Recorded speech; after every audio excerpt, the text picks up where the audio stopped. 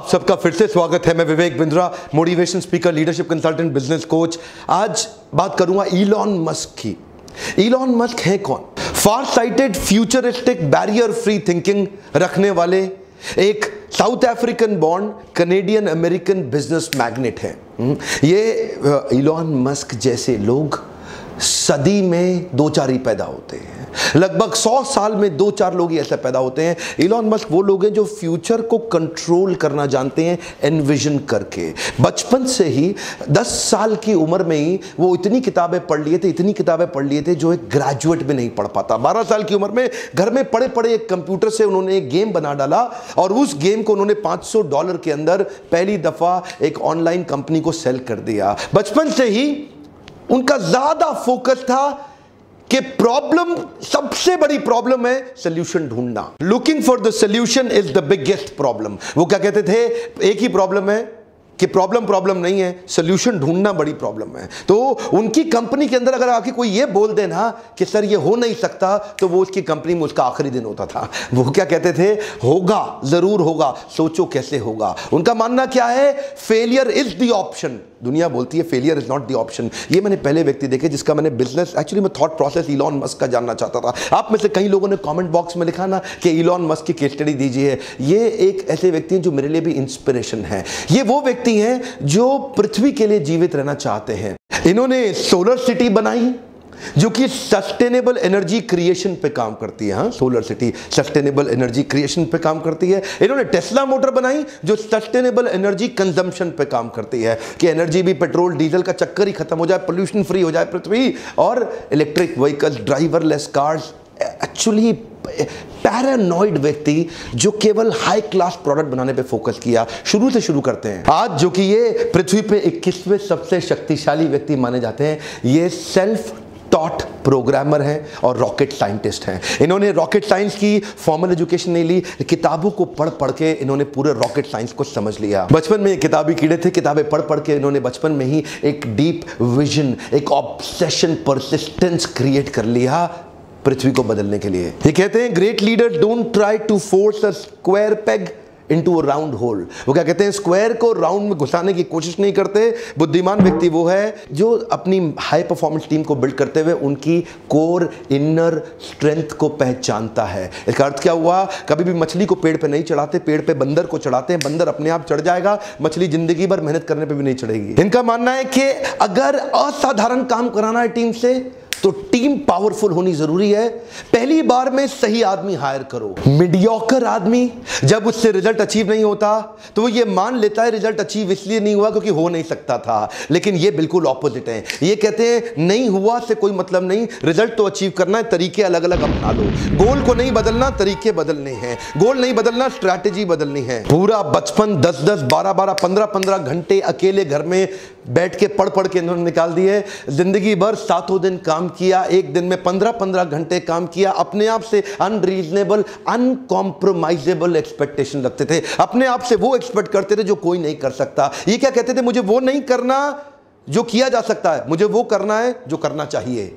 हाँ? ये नहीं बोलते I don't expect to do what is possible, I want to do what is needed to be done। इनकी world class companies की list में Zip2, X.com, PayPal, SpaceX, Tesla, solar city, hyperloop, open artificial intelligence, Neuralink, the boring company, जिनमें से SpaceX, Tesla और solar city की चर्चा और hyperloop की चर्चा पूरी दुनिया कर रही है। ये कहते थे मैं मंगल ग्रह पर लोगों को भेजूंगा, मंगल ग्रह पे जीवन चालू कर दूंगा, एक एक करके आता हूं। 95 में अपने भाई किम्बल के साथ मिलकर इन्होंने Zip2 की शुरुआत करी और ये Zip2 में इनको जल्दी ही फंडिंग भी मिल गई। शुरू में अपने पिता के पैसे से किया, बाद में एक्सटर्नल फंडिंग मिली, बोर्ड ऑफ डायरेक्टर्स बढ़ते चले गए और आगे चल के क्योंकि अभी ये यंग थे, इनका एक्सपीरियंस उतना बड़ा था नहीं, तो बोर्ड ऑफ डायरेक्टर्स ने सोचा यार ये आदमी सीईओ बनने के लायक नहीं, उसको सीईओ की पोजीशन से हटा दिया क्या। एनीवेज बाद में टेक बबल, आपको पता है सन 2000 से पहले 99 में ये फटने की कागार पे था, तो सारे बोर्ड ऑफ डायरेक्टर्स ने मिलकर सोचा इस कंपनी को बेच देते हैं। कॉम्पैक्ट को वो कंपनी बेच दी गई,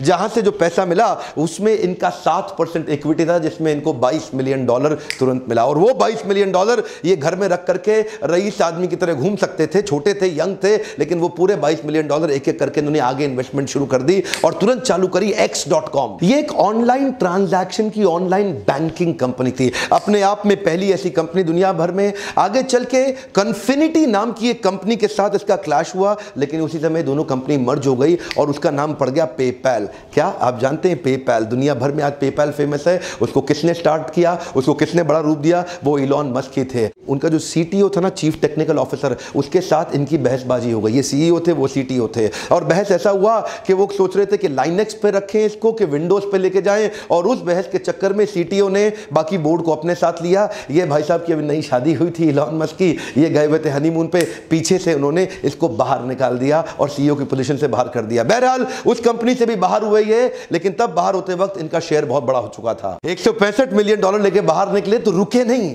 अब क्या सोचे? मुझे लगता है कि मंगल ग्रह पे जीवन होना चाहिए। ये सोचे मंगल ग्रह पे पेड़ पौधे उगाऊंगा, उसके बाद लोगों को बसाऊंगा, पूरा जीवन बसाऊंगा। ये रशिया गए। रशिया जाके उन्होंने बोला कि कुछ ऐसे रॉकेट्स का अरेंजमेंट किया जाए कि जिससे मैं मंगल ग्रह जा सकूं। उन्होंने इनको प्रपोजल दिया कि $8 मिलियन लगेगा। अब ये सोचने लगे, यार $8 मिलियन तो बहुत ज्यादा है। ये रशिया में काफी नेगोशिएट करने की कोशिश जब की तो उनके प्रोजेक्ट को रिजेक्ट कर दिया गया। ये वापस आ गए। वापस आके सोचे क्यों ना मैं ये कंपनी खुद ही बना लूं, तो पढ़ने लग गए। अपने आप पढ़ पढ़ के इन्होंने अपने आप उसी समय स्पेसएक्स कंपनी फाउंड करी। जिस प्रकार हेनरी फोर्ड ने commercially viable automobile industry create करी, उससे पहले गाड़ियां बड़ी महंगी बनती थी। हेनरी फोर्ड ने उसको कमर्शियली वायबल बनाने के लिए बड़ा एक असेंबली लाइन बना दिया। बोले जैसे हेनरी फोर्ड ने उसको कमर्शियली वायबल किया, तो मैं स्पेस ट्रैवल को कमर्शियली वायबल क्यों नहीं कर सकता? $8 मिलियन तो बहुत ज्यादा है एक रॉकेट का। तो ये सोचने लगे कुछ ऐसा किया जाए कि रीयूजेबल रॉकेट तैयार किए जाएं। तो रॉकेट साइंस की इनको पढ़ाई इन्होंने फॉर्मली तो नहीं करी थी, लेकिन इससे पता चलता है कि एक आदमी नेट को खोल के या किताबों को खोल के या एनसाइक्लोपीडिया को खोल के किताबों को पढ़ के खुद भी सीख सकता है, और वो इन्होंने किया। प्राइवेट ऑर्गेनाइजेशन स्पेस ट्रैवल को रीडिजाइन कर देगा, इसका किसी को विश्वास नहीं हुआ। कोई नहीं बोला कि मैं इसकी मदद करने, कोई नहीं आया। एक्चुअली मुद्दा यह नहीं था कि रॉकेट को ऑर्बिट में पहुंचाना है। एक्चुअली मुद्दा यह था कि लो कॉस्ट में रॉकेट को ऑर्बिट में पहुंचाना है और उसी रॉकेट को फिर वापस भी लेके आना है उसको रीयूज करने के लिए। और वहीं जब इन्होंने पहला लॉन्च किया, इनके इंजन में आग लग गई, और वो अर्ली आग लगी, वहां से इनको बहुत बड़ा नुकसान हुआ। अच्छा, दूसरी बार फिर ट्राई किया। दूसरी बार इनका जो रॉकेट था वो स्पेस में गया, लेकिन ऑर्बिट में नहीं पहुंचा, फिर ऑफ रूट हो गया, और तीसरी बार स्पेस में जाते ही ऑफ रूट हो गया। 3 बार में इनका इतना नुकसान हुआ, जितना भी पैसा इनको मिला था, पीछे जो इनको मिला था ना, पेपैल से जब पैसा आया था, इनको बाहर निकाला गया था, तो वो सारा पैसा इन्होंने डाल दिया, लेकिन तीनों बार में पैसा खत्म हो गया। फंडिंग एजेंसी से खत्म हो गया, नासा से कॉन्ट्रैक्ट मिला, वो पैसा भी गया। अब इन्वेस्टर बोले अब कुछ नहीं बचा, अब तो कंपनी खत्म। लेकिन ये बोले एक ट्राई और करूंगा, एक ट्राई और करूंगा। क्या क्रेजी आदमी थे। He made a crazy announcement कि चौथा लॉन्च थोड़े ही महीनों में करने वाला हूं।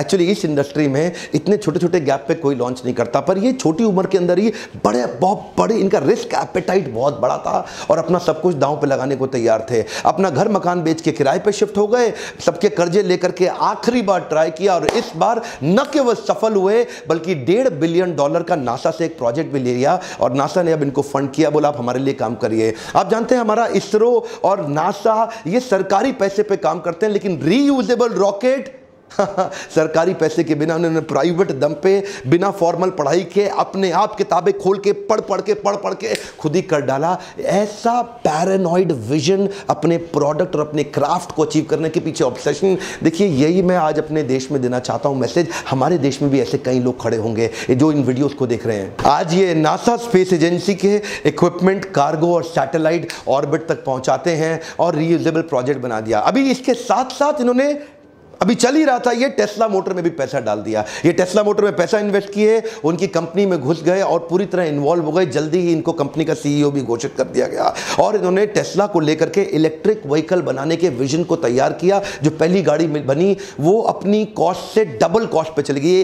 $1,09,000 की एक गाड़ी बनी। एक्चुअली ये सोच रहे थे शुरू में कि $50,000 में बन जाएगी, लेकिन जब बनाने लगे तो उसकी कॉस्ट डबल हो गई। गाड़ी बिकी नहीं, बिकने में बहुत दिक्कत आई। दूसरी बार कॉस्ट थोड़ी कम हुई, लेकिन तीसरे अटेम्प्ट में एक्चुअल रीजनेबल कॉस्ट आ गई, जिससे इनकी बिक्री बहुत तेज हुई। यानी कि स्पेसएक्स में कई फेलियर आए, उससे पहले X.com में, पेपैल के टाइम पे पहले भी इनको निकाल दिया गया, उसके बाद इधर भी इन्होंने चालू किया तो इधर भी इनके कंटिन्यूअस फेलियर आते रहे। वो जो टेस्ला थी, ये जिधर जिधर गए ये क्या बोलते हैं, failure is an option. Come on, क्या फेलियर इज एन ऑप्शन, लेकिन you got to bounce back. Come on, you got to bounce back. याद रखिए, इलॉन मस्क अपने आप में केस स्टडी है, art of failing successfully. Come on, क्या art of failing successfully. आज $20 बिलियन से ज्यादा की नेटवर्थ, दुनिया के 50 सबसे पैसे वाले अरबपतियों में इनका नाम आता है। दुनिया भर में इनका इन्फ्लुएंस इतना बड़ा हो गया, भारत भी आ रहे हैं इलेक्ट्रिक गाड़ियों को लेकर के, उसकी तैयारी हो रही है। हमारे प्रधानमंत्री से इनकी मुलाकात भी हुई, और आप तो जानते भी हैं आज हमारे देश में पेट्रोल डीजल गाड़ियां हटाने की पूरी तैयारी की जा रही है, इलेक्ट्रिक व्हीकल्स लाने के लिए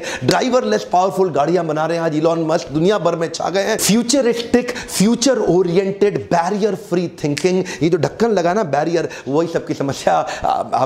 आज एक बात कहना चाहता हूं, कुछ भी भूल जाना जिंदगी में, ये बाउंस बैक को मत भूलना, हमेशा बाउंस बैक करना। मैं हर वीडियो में बताने की कोशिश करता हूं, मेरे बाउंस बैक सीरीज के पावरफुल मोटिवेशनल इवेंट्स भी होते हैं, आप भी आइएगा। वीडियो के एंड में नीचे जाके चेक करिए, डिस्क्रिप्शन में लिंक दिया होगा, क्लिक करिए और अपनी सीट ब्लॉक करिए। आप और ट्रेनिंग करना चाहते हैं, अपनी लीडरशिप फनल में आना चाहते हैं, तो इस नंबर पे फोन करके आपको पावरफुल शक्तिशाली एंटरप्रेन्योर बनाने के कुछ ऐसे टूल्स और स्ट्रैटेजीज बनाई हैं, ऐसे फ्रेमवर्क्स तैयार किए हैं। 6 महीने का कोर्स है, आपको सफल बनाने की जिम्मेदारी मेरी। आप फोन करके अगली डेट का पता लगाइए कि ये 6 महीने का प्रोग्राम आप किस तरह से अटेंड कर सकते हैं, और आप अपने एक शक्तिशाली एंटरप्रेन्योरियल एबिलिटी को 10 गुना बड़ा कर सकते हैं। आज तो वीडियो मैंने एलॉन मस्क पे बनाया, नीचे मेरे को मैं प्रश्न में आपसे आज पूछूंगा, और किस दुनिया के पावरफुल लीडर के बारे में आप जानना चाहते हैं, जिनके बारे में मैं आपको शेयर करूं। आपको इंस्पायर करना ये मेरी जिम्मेदारी है। चैनल पे वापस आके सब्सक्राइब करना, बेल आइकन को हिट करना, दूसरों से कराना ये आपकी जिम्मेदारी है। और एक रिक्वेस्ट करना चाहता हूं, हमारे भारत में भी ऐसे पावरफुल पोटेंशियल्स हैं, लेकिन दबे हुए हैं क्योंकि बैरियर बन जाते हैं, उनको आसपास के लोग दबा देते हैं, कर नहीं पाते। घर बैठे बैठे ये फ्री वीडियोस आपको देखने को मिल रहे हैं, इतना सा काम करिए, शेयर करिए, तक कुछ क्या पता कि किसको कौन सी बात कब चिंगारी की तरह लग जाए और उसका एक जे कर्व हो जाए, उसकी ग्रोथ हो जाए। तो शेयर करिए, सारे व्हाट्सएप ग्रुप्स में, हो सके तो डाउनलोड करके सबको शेयर कर दीजिए। मेरे साथ जुड़े रहने के लिए, हर बार वीडियोस को वापस आके देखने के लिए प्रेम पूर्वक आप सबका फिर से बहुत बहुत धन्यवाद।